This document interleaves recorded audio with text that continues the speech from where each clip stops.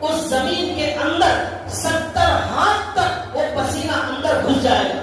یعنی گویا کہ ایک بہت بڑا تالاب بن جائے گا، پسینے کا تالاب. 70 ہاتھ اندر تک وہ پسینہ دھس جائے گا اس زمین کے اندر. اور اللہ کے نبی کہتے ہیں ہر انسان کے عمل کے اعتبار سے، ہر انسان کے عمل کے اعتبار سے وہ پسینے میں ڈوبا رہے گا.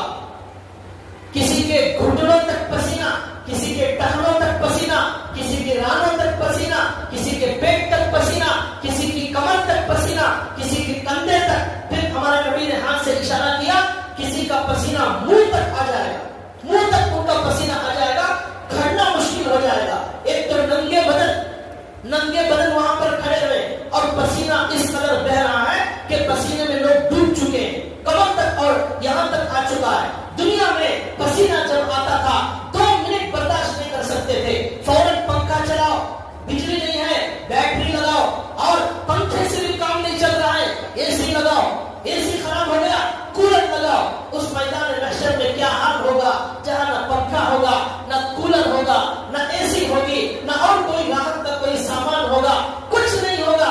اس دن ہمیں اس پسینے سے بچانے والی یہ ہماری نماز ہوگی، یہ ہمارا ذکر ہوگا، یہ اللہ کی یاد ہوگی. اور جو نیک بندے ہوں گے ان کو کہیں بھی کوئی پریشانی نہیں ہوگی. تو لہذا جو نیک بندے ہوں گے ان کو پسینہ پریشان نہیں کرے گا اور وہ بڑی عافیت کے ساتھ رہیں گے، وہ پسینے میں ڈوبنے والے نہیں.